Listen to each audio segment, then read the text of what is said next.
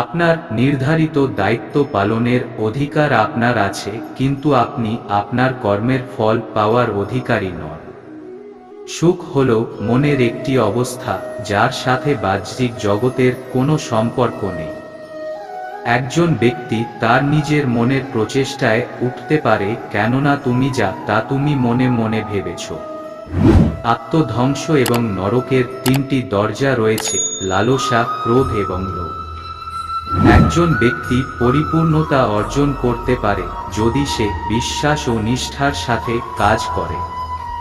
যে তার মনকে জয় করেছে তার জন্য মন সবচেয়ে ভালো বন্ধু, কিন্তু যে তা করতে ব্যর্থ হয়েছে তার জন্য মনই সবচেয়ে বড় শত্রু। এই জগৎ নেই, পরলোকও নেই।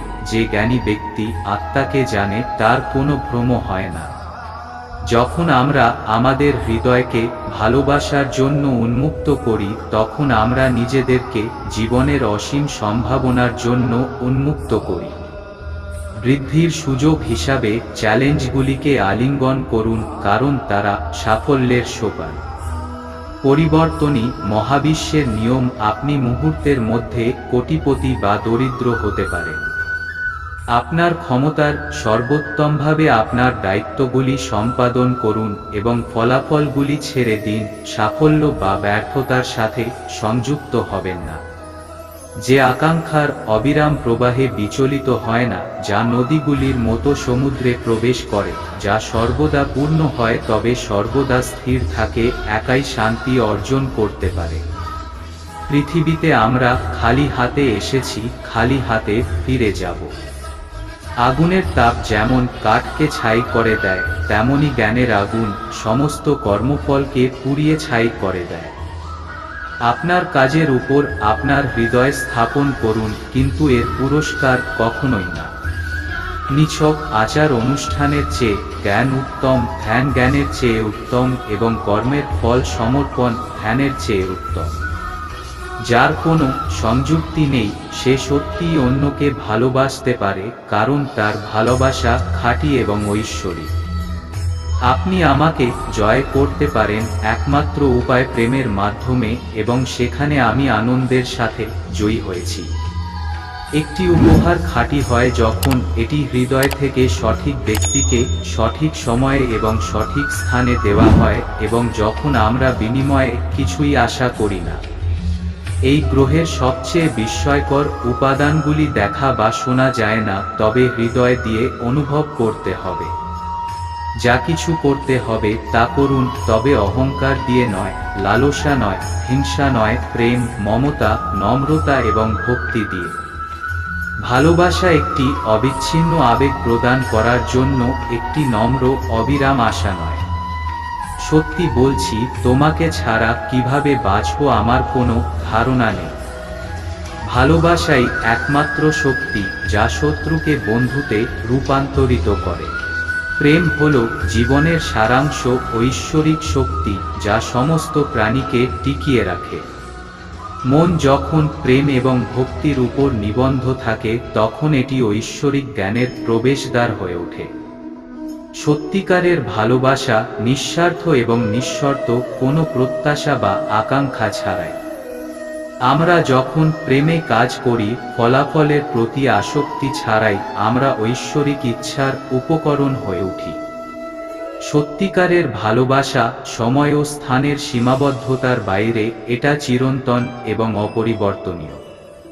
প্রেম একটি সেতু যা ব্যক্তি আত্মাকে সর্বজনীন চেতনার সাথে সংযুক্ত করে। প্রেম হল সেই চাবিকাঠি যা চিরন্তন সুখ এবং মুক্তির দরজা খুলে দেয়।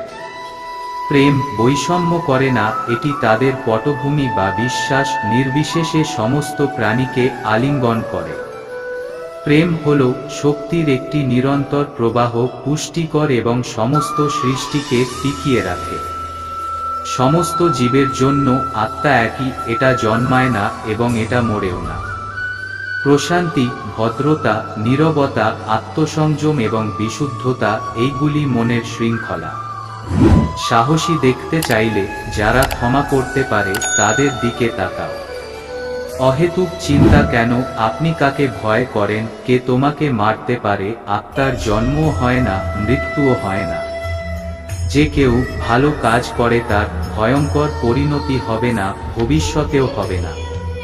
যখন একজন ব্যক্তি অন্যের সুখ দুঃখের প্রতি সাড়া দেয় যেন তারা তার নিজের, তখন সে সর্বোচ্চ আধ্যাত্মিক মিলন লাভ করে। আপনি যদি সফল হতে চান তবে নিজেকে অন্য কারো সাথে তুলনা করবেন না।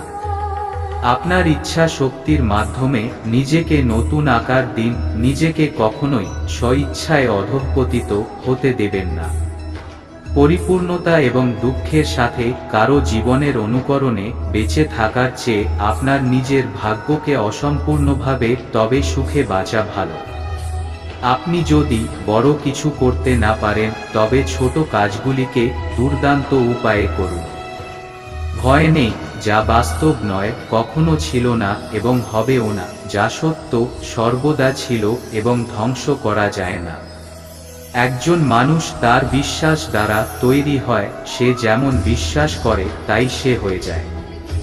যে সর্বদা সন্দেহ করে তার জন্য এই পৃথিবীতে বা অন্য কোথাও সুখ নেই। পরিবর্তনই পৃথিবীর নিয়ম। এক মুহূর্তে আপনি কোটি কোটির মালিক হয়ে গেলেন, অন্য মুহূর্তে আপনি নিঃস্ব। পুরস্কারের জন্য কাজ করবেন না, তবে আপনার কাজ করা বন্ধ করবেন না। তোমার কাজ যখন ইবাদত, ফল অবশ্যই আসবে।